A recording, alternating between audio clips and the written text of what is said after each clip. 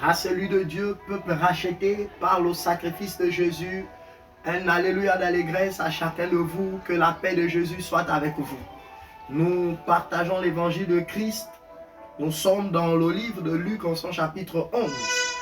Nous allons parler sur support des versets 31 et 32. Luc chapitre 11, les versets 31 et 32. Ainsi parle l'Éternel. La reine du Midi se lèvera au jour du jugement avec les hommes de cette génération et les condamnera. Parce qu'elle vint des extrémités de la terre pour entendre la sagesse de Salomon. Et voici, ici, il y a plus que Salomon. Les hommes de Ninive se lèveront au jour du jugement avec cette génération et la condamneront parce que ils se repentirent à la prédication de Jonas. Et voici, il y a ici plus que Jonas. Plus que Salomon, plus que Jonas. C'est le titre de notre message. Plus que Salomon, plus que Jonas. C'est le titre de notre message. Race élue de Dieu, il y a une grâce que cette génération doit comprendre. Il y a une grâce que ce siècle doit comprendre. C'est la grâce de l'évangile. C'est la grâce de l'évangile. L'évangile est une grâce qui est méconnue par plusieurs. Parce que la désolation est de constater que plusieurs n'ont même pas encore entendu parler de l'évangile. On a dit plus que Salomon, plus que Jonas. Pourquoi? Parce que ces deux personnages, premièrement, Salomon est caractérisé par sa richesse. Premièrement, je ne dis pas la sagesse, je vais te déranger. Je prêche l'évangile dans la vie de Salomon. Il est caractérisé par la richesse. Parce qu'il y a plusieurs années, moins de 3 ans, je regardais une chaîne de la place. Et là, on continue à trouver les richesses de Salomon. La Bible dit, dans le livre des rois, que Dieu lui a dit, il n'y aura pas un roi aussi riche que toi. Il est riche, d'accord. Mais, où a emmené la sagesse de Salomon sa destinée? À adorer les dieux étrangers. À se prosterner devant les dieux étrangers. Salomon est le roi qui a fait en sorte que Dieu dise que si ce n'était pas l'alliance tissée avec ton père, my God, je t'aurais retiré le trône. Je suis en train de dire, le Christ dit que la reine de Midi a parcouru des milliers de kilomètres pour venir entendre la sagesse de quelqu'un qui a fini par adorer les dieux étrangers. Et la Bible précise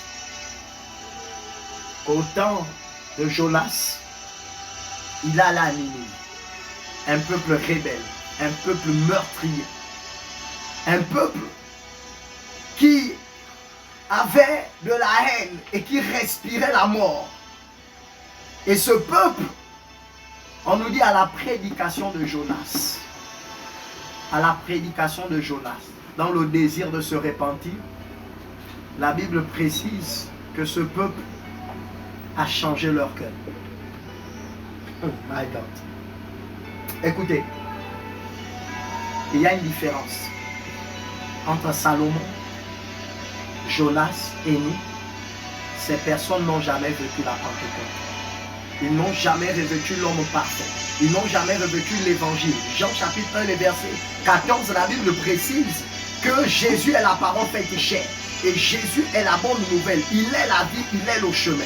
Écoutez-moi très bien. Il faut que l'Église franchisse un autre niveau. Il faut que notre adoration franchisse une autre étape. Et pour franchir une autre étape, il faut que nos messages, il faut que l'évangile qui soit prêché appelle plus que la reine de Midi et appelle plus que le peuple de Ninive. Qu'est-ce que tu veux dire, homme de Dieu? Voici ce que je vais dire. Je vais dire que lorsque l'évangile est prêché, écoute bien, ce ne sont pas seulement les vivants qui viennent à la vie, c'est d'abord les morts. My God, je vais aller plus loin. La Bible précise alors que Jésus a été crucifié, alors qu'il était mort, la Bible nous dit que les saints ont envahi la ville sainte. Les gens ont vu Élie, les gens ont vu Moïse, les gens ont vu Abraham, les gens ont vu tous les saints, ils ont vu Élisée. Écoutez-moi très bien, qu'est-ce que je suis en train de dire? Qu'il y a plus que Salomon et Jonas ici. Pourquoi? Parce que, écoute, la reine de Séba n'a pas abandonné son trône. Mais par l'évangile, on connaît des ministres qui démissionnent. My God. Par l'évangile, on connaît des directeurs généraux qui démissionnent. Par l'évangile, on connaît qu'il y a des morts qui ressuscitent. Lorsque Salomon déployait sa sagesse, aucun mort n'est revenu à la vie. Lorsque Jonas est allé prêcher à Ninive, aucun mort n'est revenu à la vie. Mais la Bible déclare, messieurs et madame, peuple élu de Dieu, que lorsque l'évangile est prêché, les morts reviennent à la vie et il y a des témoignages. Qu'est-ce qui nous donne la supériorité? C'est l'Esprit de Christ qui est en nous. Écoutez-moi très bien, il y a une différence entre la parole de Dieu et l'évangile. La parole de Dieu peut être annoncée, elle peut être prêchée sans avoir rencontré Dieu. Mais celui qui est porteur de l'évangile, il annonce ce qui est en lui et il annonce ce qu'il a vu entendu. Oh, tu n'as pas compris de quoi je parle. J'ai dit ceci, que la parole de Dieu, elle peut être prêchée même quand tu n'as pas rencontré Dieu. C'est ça la loi. Écoute-moi très bien. Tu ne voleras point. On nous dit ça dans nos coutumes. Tu ne vas point tuer. On nous dit ça dans la loi et dans nos coutumes. Mais écoute, mais si tu dis Jésus est le chemin, la vérité et la vie, et tu dis que Jésus est le créateur de toutes choses, c'est parce qu'il s'est révélé à toi. Écoute-moi très bien. L'évangile, c'est la révélation du ciel imposée sur la terre.